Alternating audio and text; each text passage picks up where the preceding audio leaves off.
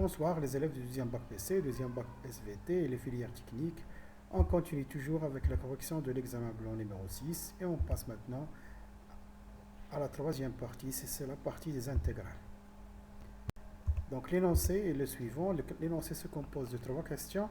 La question numéro 1, c'est une question composée, on veut pour objectif calculer les deux intégrales i et j. Pour cela, on doit calculer d'abord la somme de ces deux intégrales, puis la différence, et enfin on va déduire la valeur de i et j. La deuxième question, c'est une question qui utilise l'utilisation directe de la fonction primitive pour calculer des intégrales. Et la dernière partie, c'est une partie de calcul d'intégrale en utilisant l'intégration par partie. On commence. Donc, on calcule d'abord i plus j. I plus j égale l'intégrale de 0 à pi sur 4 de cosinus x sur sinus plus cosinus, plus l'intégrale de 0 à pi sur 4 de sinus x sur x sinus x plus cosinus x dx. Donc, on fait entrer les deux fonctions dans un seul intégral puisque sont tous les deux entre 0 et pi sur 4. On unifie le dénominateur puisqu'il y a déjà un dénominateur, c'est le dénominateur commun. On simplifie et ça va donner 1. Et la fonction primitive de 1, c'est x, on va la mettre entre crochets. On remplace d'abord par pi sur 4, puis par 0, et on trouve pi sur 4. On calcule maintenant la différence de i et j. Donc on remplace i et j par leur valeur, on les met dans un seul intégral. Ici, on remarque que la somme, j'ai passé ici deux étapes. La première étape, si on unifie le dénominateur, on va trouver cosinus x moins sinus x sur sinus x cosinus x. On constate que le numérateur, c'est la dérivée du dénominateur. Si on dérive sinus x plus cosinus x, la dérivée de sinus x, c'est cosinus de x. Et la dérivée de cosinus de x, c'est moins sinus de x. C'est-à-dire la dérivée du dénominateur, c'est le numérateur. On remplace cosinus x moins sinus x par sa valeur qui est sinus x plus cosinus x prime. Et on utilise la fonction primitive de la fonction i' sur i, c'est ln de la valeur absolue de i. C'est-à-dire on va mettre entre crochets ln de la valeur absolue de sinus de x plus cosinus de x. On remplace d'abord par pi sur 4, on trouve ln de sinus pi sur 4 plus cosinus de pi sur 4, moins, on remplace par 0, on trouve ln de sinus 0 plus cosinus 0. Sinus pi sur 4 et cosinus pi sur 4 vaut racine de 2 sur 2. La somme de racine de 2 sur 2 et racine de 2 sur 2, c'est 2 racines de 2 sur 2 qui vaut racine de 2. Et la sinus de x, c'est 0. La sinus de 0, c'est 0. La cosinus de 0, c'est 1. Et elle va rester ln de 1 qui est 0. Donc seulement, ici, on va trouver ln de racine de 2. Et selon les propriétés fondamentaux de la fonction logarithme népérien, ln de racine de 2, c'est 1 sur 2 ln de 2. Ou bien, on pourra l'avoir comme ln de 2 à la puissance 1 sur 2, qui est 1 sur 2 ln de 2. Donc, on a trouvé que i plus j égale à pi sur 4 et i moins j égale à 1 sur 2 ln de 2.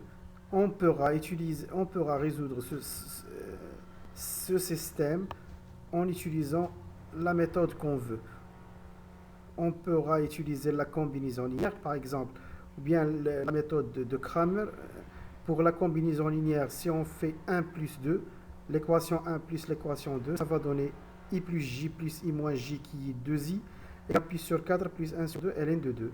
Et puis on peut remettre l'équation 1 moins l'équation 2, et on trouve i plus j moins i plus j, qui va donner 2j égale pi sur 4 moins 1 sur 2, ln de 2. Et si on veut i, on passe 2 à l'autre côté. La même chose pour j, on passe 2 à l'autre côté. On va trouver i égale pi sur 8 plus 1 sur 4 ln de 2 et j égale pi sur 8 moins 1 sur 4 ln de 2. Maintenant, on va passer à la deuxième question. On va utiliser la fonction primitive pour calculer ces deux intégrales. Le premier intégral, c'est l'intégrale de 1 à 2 de sinus 2x moins 3 sur x au carré moins 3x plus 4. On constate ici que le numérateur, c'est la dérivée du dénominateur, puisque x au carré moins 3x plus 4 prime, c'est 2x moins 3. Donc, ici, u' sur u, la fonction primitive de u' sur u, c'est ln de la valeur absolue de u. On met entre crochets ln de la valeur absolue de u, on remplace par 2, on va trouver ln de 2. moins, et puis on remplace par 1, et on va trouver où c'est ln de 2. Et ln de 2 moins ln de 2 vaut 0.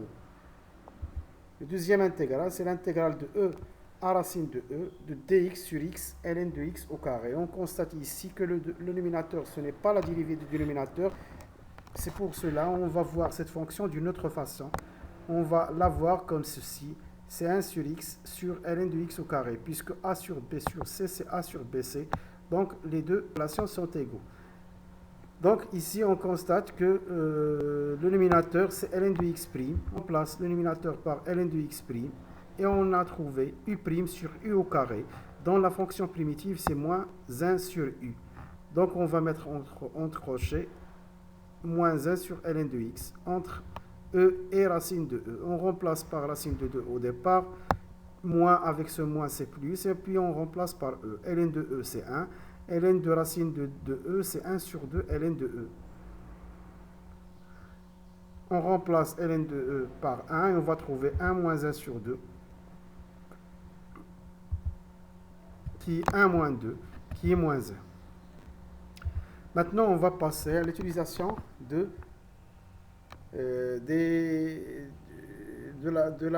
l'intégrale par partie pour calculer cette intégrale. Ici c'est effacer les parenthèses, c'est entre parenthèses 2x moins 1 puis fois ln de x.